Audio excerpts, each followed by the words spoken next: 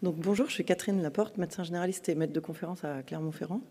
Et c'est avec beaucoup de plaisir et beaucoup d'émotion aussi, du coup, que je vais vous présenter les résultats de cet essai randomisé pour lequel la première pierre a été posée en 2009 finalement, et qui a fait l'objet effectivement d'un financement par PHRC national, et qui visait à mesurer finalement l'impact que pouvait avoir un médecin généraliste dans son cabinet quand il faisait une intervention brève auprès d'un patient consommateur de cannabis.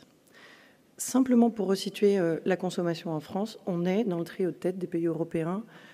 Les chiffres varient un peu, le classement un peu en fonction de l'âge et des niveaux d'usage qu'on utilise, mais on est dans le trio de tête des consommateurs européens, quasi pour les consommateurs mensuels de 16 ans au niveau des États-Unis. Les effets délétères du cannabis, aigus et chroniques, commencent à être bien connus sur un certain nombre d'organes et dépendent en fait assez simplement de la localisation dans le corps des récepteurs où va se fixer le delta-9 tétrahydrocannabinol. Je voulais simplement redire un mot sur les effets neurologiques. En fonction des zones de localisation de ces récepteurs dans le cerveau, on va avoir l'explication de tous les effets aigus, avec la diminution de la vigilance qui va provoquer les accidents de la route, avec la diminution aussi un peu des capacités de jugement qui va mettre les adolescents ou jeunes en situation de comportement à risque, avec notamment les rapports sexuels non protégés, et des effets à plus long terme sur la mémoire, la cognition, qui ne vont pas forcément être régressifs avec l'arrêt de la substance. Et un mot plus précisément de l'évolution de la maturation cérébrale pendant l'adolescence, qui est un phénomène encore évolutif jusqu'à l'âge adulte. Et on va avoir à la fois le système de récompense et le système de la mémoire qui sont en train d'arriver à maturation pendant l'adolescence et sur lequel va interférer le delta-9 hydrocannabinol au moment de la consommation. Donc, ce qui explique vraiment à quel point, pendant la période de l'adolescence, la consommation de cannabis peut être dangereuse, délétère et surtout avoir des conséquences non réversibles. On a donc un produit qui touche énormément de personnes. On est à 25% des jeunes de 17 ans en France qui consomment mensuellement du cannabis, 3% quotidiennement, qui a des effets aigus et chroniques reconnus, et en plus ne sont pas comptabilisés, étant donné que c'est un produit illicite, toute la morbimortalité liée à la criminalité et à l'aspect juridique de la consommation du produit. Donc ça fait un vrai problème de santé publique. Or, certaines études jusqu'en 2009-2010 montraient qu'on était seulement 8% des généralistes à interroger les patients sur leur consommation de cannabis dans nos cabinets. L'intervention brève, qu'est-ce que c'est ? C'est une technique d'entretien motivationnel, enfin ça émane des entretiens motivationnels, et c'est très utilisé dans le champ de la dictologie, et ça a été notamment très mis à l'épreuve de recherche et d'études au niveau de l'alcool, et de plus en plus au niveau du cannabis. Donc elle suit le schéma FRAME, c'est-à-dire qu'on va reformuler avec le consommateur sa consommation, le responsabiliser, le rendre acteur de son changement, en lui donnant des conseils de modération, mais tout en le laissant en possession et acteur du menu, c'est-à-dire du programme de diminution ou d'abstinence, ou pour l'instant simplement de réflexion qu'il va mener par rapport à sa consommation. Le tout en usant d'empathie, c'est-à-dire que vraiment dans nos cabinets, je pense qu'on en est tous conscients, on est le professionnel de santé qui va parler avec le patient des effets délétères sur sa santé du cannabis, et pas forcément de l'illégalité ou de l'aspect moral ou pas de cette consommation. Et puis, comme dans toutes les addictions, renforcer le sentiment d'auto-efficacité. L'intervention brève a été mise à l'épreuve d'études cliniques dans d'autres pays. On ne l'avait pas encore fait en France pour le cannabis. Et pour essayer d'être au plus proche des problématiques de la consultation et d'être au plus proche de cette problématique, pourquoi seulement 8% des médecins généralistes interrogent leurs adolescents et leurs jeunes adultes sur leur consommation. On avait commencé par faire des études qualitatives et interroger les médecins généralistes d'une part et les adolescents d'autre part sur les freins qu'il y avait à parler de cette consommation de cannabis en consultation. Et l'ensemble de ces résultats, des a priori qu'il pouvait y avoir, des idées reçues, des freins qui étaient parfois en contradiction, on a pu élaborer une journée de formation et délivrer de l'information aux généralistes sur la consommation de cannabis, qu'attendaient les jeunes, parce que finalement on s'est rendu compte qu'ils attendaient que le généraliste pose la question, et les former à cette intervention brève. Alors quand je dis adolescent, c'est 15 à 25 ans. Dans la littérature, souvent les études sont faites sur cette tranche d'âge. l'adolescence, il n'y a pas de définition dure en termes d'impact factor justement sur ce que c'est. Il y a certains sociologues qui disent même que c'est quand on achète une machine à laver.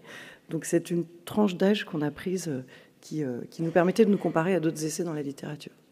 Alors qu'est-ce qu'on a fait? Eh ben, on a monté un essai randomisé, c'est-à-dire qu'on a recruté des médecins généralistes dans les 3 régions de l'époque, Languedoc-Roussillon, Rhône-Alpes et Auvergne. On les a tirés au sort dans le groupe intervention et dans le groupe témoin. Dans le groupe intervention, ils bénéficiaient donc de cette journée de formation autour du cannabis et de l'intervention brève. Et dans le groupe témoin, ils avaient simplement, entre guillemets, une soirée d'information sur l'étude et ce qu'on attendait d'eux pour l'étude. Tous ces médecins avaient 1 an pour inclure donc 5 jeunes consommateurs de 15 à 25 ans et des consommations à partir de mensuels. Et ensuite, ils devaient les revoir à 3, 6, 12 mois et dans le groupe intervention, redévelopper leur consultation sur ce modèle FREMS de l'intervention brève. On s'est entouré des critères méthodologiques habituels, à savoir le risque alpha 5%, on visait une puissance de 90%. On a estimé que nos perdus de vue du côté du médecin généraliste seraient de 20%, du côté des patients de 10%. On a anticipé un effet Hawthorne, c'est-à-dire le fait que dans le groupe témoin, je viens de vous le dire, les médecins généralistes ne posaient pas la question. Le simple fait d'induire des consultations où ils allaient poser la question, ça allait faire un conseil minimal like et que les patients allaient sans doute diminuer un petit peu leur consommation. Et puis, on a fixé le coefficient de corrélation intra-cluster à 0,2, qui peut paraître fort, mais c'est une intervention du médecin, c'est un changement de comportement du médecin qui va induire un changement de comportement sur le patient. Et l'effet médecin pouvait être anticipé comme assez fort, plus que la réalisation d'un examen biologique. Et donc, après petit calcul méthodologique, on avait besoin de 250 adolescents pour pouvoir remplir tous ces critères, et donc 50 médecins généralistes par région qui incluraient 5 adolescents. Et on s'est dit qu'on allait le développer dans les 3 régions en parallèle pour avoir des résultats à la fois par région et à la fois national. Qu'est-ce qui s'est passé en termes d'inclusion? On a donc écrit vraiment par voie postale à tous les médecins généralistes installés des 3 régions, ce qui faisait à peu près 12 000 personnes. Et en fait, au final, entre les gens qui ont répondu, pas répondu, on a eu 3% de réponses positives d'accord pour participer, ce qui est finalement pas mal quand même pour un essai clinique.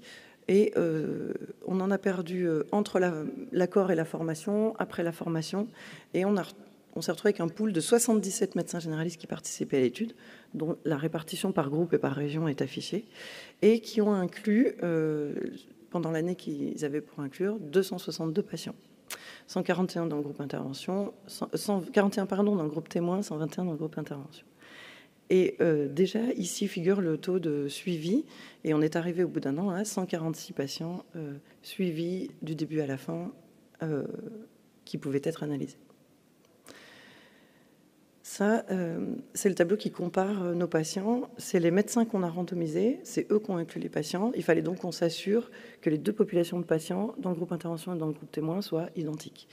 Et on le voit déjà dans l'encadré rouge, nos populations sont parfaitement identiques, sauf il y avait un frémissement, on était à 0,08 pour le nombre de joints par mois, qui allait quand même être notre critère principal de jugement. Donc on est allé voir en niveau d'usage, et selon la définition des niveaux d'usage de l'Observatoire français des drogues et toxicomanie, on a fixé à plus de 30 joints par mois, c'est-à-dire les quotidiens versus les non quotidiens. Et on s'est rendu compte que là, oui, dans le groupe intervention, on avait plus de fumeurs quotidiens en proportion que dans le groupe témoin. Et la consommation de bang était également plus élevée dans le groupe intervention. Alors, qu'est-ce que ça a donné? Donc là, on a suivi le nombre médian de joints fumés par mois à l'inclusion, à 3 mois, à 6 mois et à 12 mois dans les 2 groupes. Et en fait, on voit dans les derniers entourés en rouge que la consommation en fait, dans le groupe intervention est partie de 30 joints par mois, est arrivée à 17,5 joints par mois. Et dans le groupe témoin, on est parti de 20 joints par mois, on est arrivé à 17,5 joints par mois. Donc en comparant le 17,5 et le 17,5 à 12 mois, on n'a pas de différence significative. Donc, très méthodologiquement, très simplement, l'essai n'a pas montré de différence entre les deux groupes, donc pas montré de différence entre une prise en charge d'un médecin généraliste formé à l'intervention brève versus un médecin non formé. Sauf qu'on le voit, notre groupe d'intervention est parti de plus haut et visuellement, instinctivement, on a l'impression que ça diminue plus quand même. Donc on est allé voir ce qui se passait dans ces groupes et en intragroupe, on a une différence significative entre la fin et le début, donc entre 17,5 et 30, qu'on ne retrouve pas dans le groupe témoin. Et on a aussi une différence significative entre la variation, entre la diminution du groupe intervention, qui est plus importante que la diminution dans le groupe témoin. Donc, ce n'est pas flagrant, mais il y a un frémissement. Et on a voulu aller regarder, comme on avait cette différence entre les deux groupes au début, entre les fumeurs quotidiens et non quotidiens, qu'est-ce qui se passait dans ces deux populations. À droite pour vous, vous avez les fumeurs quotidiens, donc de plus de 30 joints par mois, et il n'y a pas de différence entre les deux groupes. Et à gauche, c'est les fumeurs plus modérés, donc non quotidiens. Et là, à 6 mois et 12 mois, les consommateurs consommaient moins dans le groupe intervention que dans le groupe témoin. Donc un effet plus important chez les consommateurs modérés. En tout cas, significativement différent dans notre étude. Et ensuite, on a voulu regarder aussi en fonction de l'âge. Et donc à droite, vous avez les plus de 18 ans et à gauche, les moins de 18 ans. Et là, à nouveau, on a regardé en intragroupe et en intergroupe. Et il y a une différence en intragroupe dans les plus de 18 ans, mais il n'y a pas de différence entre les deux groupes.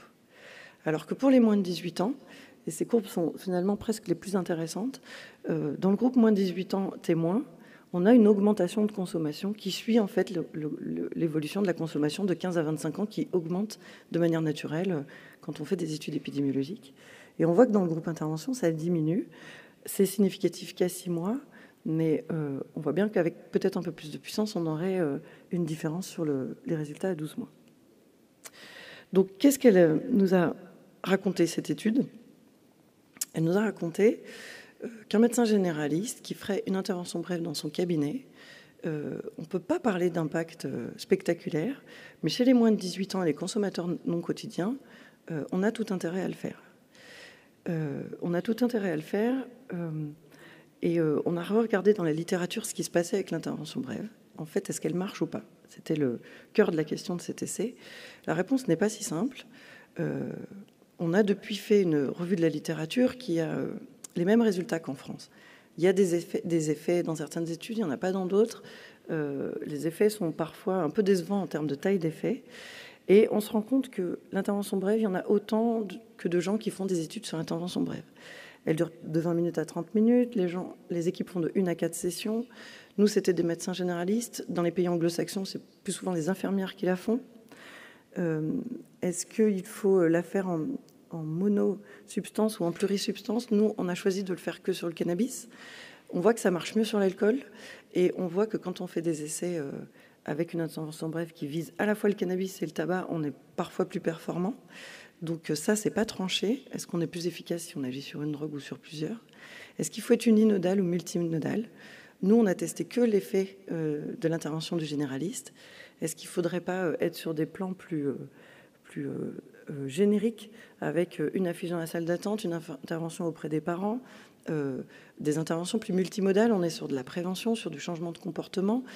C'est compliqué de ne mesurer qu'un outil finalement de changement. Et enfin, est-ce qu'il faut être universel ou ciblé, à savoir est-ce qu'on doit cibler les plus jeunes, est-ce qu'on doit cibler les femmes enceintes, est-ce qu'on doit, comme là on a voulu le faire, prendre toute la population consommatrice?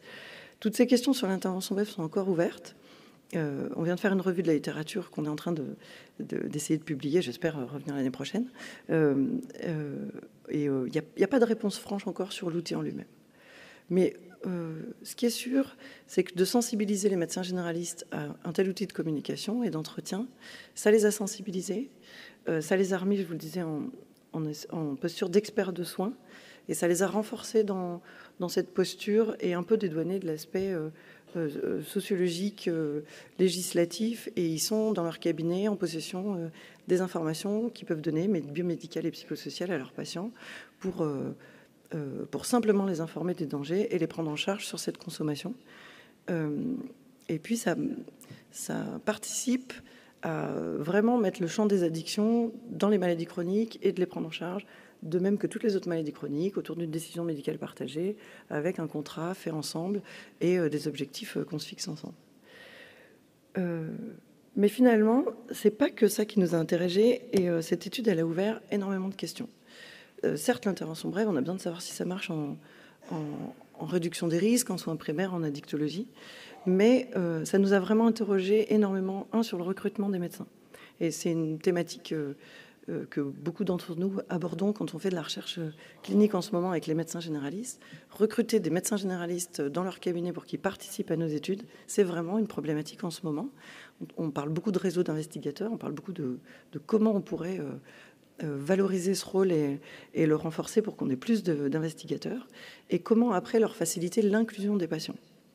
L'inclusion des patients, le suivi des patients, on l'a vu, on avait 77 médecins généralistes, 262 patients au début. À la fin, on n'avait plus que 140 patients. Ça pose un problème méthodologique. La randomisation en cluster en elle-même est un outil qui est encore très séduisant chez nous, puisqu'on ne pouvait pas former un médecin généraliste et lui demander un coup de faire l'intervention brève, un coup de ne pas la faire. Donc on les a tirés au sort et on a formé le groupe intervention et pas formé les autres. Sauf que méthodologiquement, ça demande de prendre plus de patients et on va à l'encontre de la faisabilité dont on vient de parler, du difficulté de recrutement des médecins. Donc c'est un peu la quadrature du cercle. Et l'autre faiblesse, effet négatif de cette randomisation en cluster, c'est que c'est le médecin généraliste qui inclut ses patients. Et on l'a vu, et on le voit dans d'autres études, le médecin généraliste a tendance à inclure dans le groupe intervention des patients un petit peu plus graves, sévères, pour le critère étudié. Nous, c'était la consommation de cannabis. Ça a été le cas dans ESCAPE avec l'hypertension, et ça a été le cas dans d'autres études nationales, où en fait le groupe intervention, sensibilisé au sujet, va inclure des patients un petit peu différents. Est-ce que finalement, laisser randomiser est le gold standard pour étudier des programmes de santé? Est-ce que quand on change le comportement de médecin en espérant qu'il va changer le comportement de patient, on est avec le bon outil, avec un essai randomisé? Est-ce qu'il ne faut pas vraiment se diriger plus vers les méthodes mixtes et des méthodes quantitatives pour essayer de comprendre ce qui se passe? Et enfin, la dernière question, c'est est-ce qu'on doit vraiment tester tous nos outils, valider tous nos outils? Il y a une vraie question en médecine générale. La recherche fait qu'on teste beaucoup de choses, qu'on évalue beaucoup de choses, mais est-ce que nos consultations sont des successions d'outils? Est-ce qu'on doit tous les valider un par un? Est-ce qu'on doit valider des programmes et une qualité de soins globale? C'est une question aussi qui reste complètement ouverte. Finalement, pour revenir un instant sur le cannabis, en médecine générale, la conclusion à laquelle ça nous a amené, c'est qu'il faut voir les adolescents seuls et leur poser la question. Tout simplement, avant tout outil à utiliser, avant toute chose, il faut leur poser la question pour ouvrir déjà la discussion et l'alliance thérapeutique. Et l'intervention brève est un moyen, un levier d'une prise en charge globale. Donc en ça reste un outil vraiment intéressant. J'ouvre simplement le débat pour dire que cette présentation va clôturer, comme Olivier le disait, j'espère que je ne viendrai pas 25 fois de plus présenter ce projet que j'ai déjà beaucoup présenté. Mais il ouvre sur un post-doctorat après où on va travailler sur les fonctions exécutives justement et l'impact non pas du cannabis sur les fonctions exécutives, mais des fonctions exécutives sur la consommation de cannabis. J'en ai terminé, je vais répondre à toutes vos questions avec un grand plaisir. Je voulais juste rappeler que c'était une étude longue, un essai randomisé national, et qu'elle s'est faite vraiment autour d'une aventure humaine assez incroyable. Philippe Vourion nous a dit en 2009, on va faire un essai clinique randomisé, et il a vraiment été le moteur et l'impulseur de toute cette étude. Bruno Pereira, qui est le statisticien qui s'est occupé de tout l'aspect méthodologique, et Olivier Blanc, qui était l'attaché de recherche clinique de ce projet, ont été à la fois les piliers, les chevilles ouvrières. On a tout fait ensemble, les formations des médecins. On s'est suivis pendant ces 7 années. Et le professeur Lorca, qui était le chef de service de psychiatrie à l'époque, a été très, très, très aidant, puisqu'on n'avait pas encore les partenaires, les contacts. Et vraiment, ce quatuor a été un des piliers fondateurs de cet essai, et je les remercie. Donc merci à tous, et je suis prête à répondre à vos questions. Bonjour, Yad Monet, Université de Versailles-Saint-Quentin. Une question méthodologique. Alors j'ai bien vu que vous étiez prémuni du risque de contamination avec la randomisation en cluster, l'anticipation de l'effet Hawthorne. Cependant, quand on voit vos résultats, au départ, les premiers 6 mois, on voit quand même une diminution de la consommation de cannabis, certes moindre dans le groupe contrôle, mais une diminution dans les deux groupes. Du coup, avez-vous pu savoir s'il y avait tout de même eu contamination entre les deux groupes? Alors, je ne pense pas que ce soit un problème de contamination, parce qu'en fait, on est allé un peu plus loin. Effectivement, le temps imparti ne permet pas d'aller dans toutes les subtilités méthodologiques. On a randomisé, au début, on s'est dit par cabinet, pour que 2 médecins d'un cabinet soient du même groupe, mais en plus par canton. Donc, en fait, dans les grosses villes, il n'y avait que des médecins généralistes du même groupe. Et on l'a fait aussi pour que les patients du cabinet ne parlent pas entre eux. On s'est dit, les adolescents, ils aiment bien discuter finalement de tout ça, de leur consommation, de leur médecin. Donc je ne pense pas que ce soit un problème de contamination. Je pense qu'on est vraiment sur la constitution d'un groupe contrôle en médecine générale quand on fait un essai est impossible en fait. Parce que notre groupe contrôle, c'est un conseil minimal finalement, c'est pas la vraie vie. Il aurait fallu pouvoir demander à des médecins généralistes, nous, de suivre à leur insu leurs patients, de leur poser la question de leur consommation, et finalement qu'ils n'interviennent pas du tout. Alors qu'en leur disant, je fais de la recherche sur le cannabis, est-ce que tu veux bien participer, combien tu fumes, qu'est-ce que tu fumes, ça a forcément ouvert des questions et une consultation qui, même sans l'outil de la formation à l'intervention brève, a été une prise en charge en fait. Et c'est en ça que le message final est finalement outil pas outil. Posons la question, et on le voit dans ce groupe contrôle, c'est déjà une prise en charge. Bonjour Catherine. D'abord, félicitations pour ta présentation, elle est superbe. J'ai une remarque méthodologique à faire et une question à te poser. La remarque méthodologique, elle concerne les clusters, avec la différence effectivement à l'inclusion entre le groupe d'intervention et le groupe témoin. Je préfère le groupe témoin au groupe contrôle, parce que le contrôle c'est anglais. En fait, il y a un moyen d'éviter ça, mais c'est un moyen complexe. C'est de demander aux médecins qui ont accepté d'inclure les patients avant l'intervention sur eux. Alors, et c'est très compliqué à faire. Donc ça, c'est ma remarque. Effectivement, tu as raison. Quand on a un groupe témoin, eh ben, on lui demande de faire quelque chose qu'il n'a pas l'habitude de faire. Donc, par conséquent, ça change les pratiques. Et ma question, elle porte plutôt sur certains des résultats que tu as présentés, où je voulais savoir si tous les résultats que tu as présentés en sous-groupe, en fonction de l'âge, en fonction de tout un tas de choses, c'était quelque chose qui était prévu dans le protocole, ou est-ce que c'est ce que j'appelle moi du data massage, c'est-à-dire qu'on a secoué un petit peu la base de données, parce qu'on fait tous ça. Si vous avez secoué un peu la base de données pour savoir ce qui sortait. Alors, je vais quand même répondre à la première question, mais ce n'était pas une question que je viens d'oublier, en fait. Donc, je vais répondre à la deuxième. C'était un peu prévu, mais pas complètement. On avait publié le protocole, et dans le protocole, on avait un a priori sur le niveau d'usage, et dans la littérature, quand même, on voyait un début de frémissement. Ça marcherait mieux, l'intervention brève, sur les consommateurs modérés, parce que dans les plus gros consommateurs, alcool comme cannabis, on est sur une altération du fonctionnement cognitif qui est plus répondant à la TCC, et en fait, les circuits d'activation lésés ne sont pas les mêmes, et l'intervention brève ne marche plus sur ces gens. Donc on s'était dit, on va faire en fonction du CAST et de la réponse au CAST.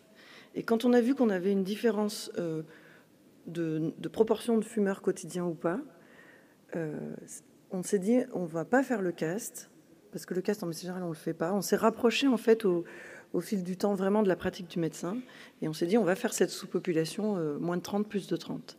Donc, on avait imaginé la faire, mais pas exactement comme ça, je suis d'accord. Et l'âge, c'était parce que cette tranche d'âge est quand même si elle est homogène, en comportement un peu large. Et ça, on l'a rajouté. Donc, c'est un peu entre les deux. Et on ne peut pas les former avant l'intervention, pour la simple et bonne raison que les recruter, c'est déjà compliqué. On a mis 10 mois à recruter nos 4 mois à recruter nos 77 médecins. S'il avait fallu attendre les 4 mois qu'on ait tout le monde, ils ont mis 1 an à inclure. Donc en fait, ça a demandé d'attendre 4 mois que tous les médecins soient recrutés, plus 1 an que tout le monde soit inclus pour les former. Et je pense qu'on aurait perdu encore plus de médecins qui nous auraient dit, c'est quoi ce truc, j'ai inclus des patients, mais je ne sais pas pourquoi. Donc en fait, on a bien pensé à ça, mais c'est très complexe à mettre en place aussi. Oui, Catherine, merci pour ton travail qui est superbe. J'ai une question pour moi, en fait, qui porte sur les CCI. Tu Tu sais, le truc que tu fais pour dire que tes patients se ressemblent, puisque tu inclus avec un médecin, et que forcément les patients se ressemblent, et ce CCI, il vaut de 0,01 à 0,5, et plus tu es dans l'intime, plus tu le mets haut, et plus tu es dans les trucs factuels simples, et plus tu le mets bas. Tu as fait un choix à 0,2, et j'arrive pas à trouver de publication claire qui me permette de dire je mets le taquet à 0,5, je le mets à 0,2, je le mets à 0,1. Est-ce que tu as quelque chose qui permet de faire mieux? Parce que plus je pose des questions à mes stats, et moins les explications qu'ils me fournissent sont claires, et du coup je colle tout le temps tous mes RCT à 0,5, ce qui m'augmente mes grappes, ce qui me gonfle. Pourquoi tu as pris 0,2? En fait, on a la chance que Bruno Pereira, notre biostatisticien, ait fait une thèse de science sur la randomisation en cluster. Et donc, en fait, il a fait un tableau de simulation en fonction du nombre de médecins, du nombre de patients, enfin potentiels, des puissances attendues et des différents coefficients de corrélation. Alors après, je n'ai pas la publie là tout de suite en tête de pourquoi et comment il les a fixés pour les estimer, mais je sais que même pour lui, ça n'a pas été si simple que ça, parce qu'il me dit, on ne sait pas. On les a recalculés a posteriori, et ce qui est très drôle, c'est qu'il est beaucoup plus fort dans le groupe intervention que dans le groupe témoin. Témoin et pas contrôle.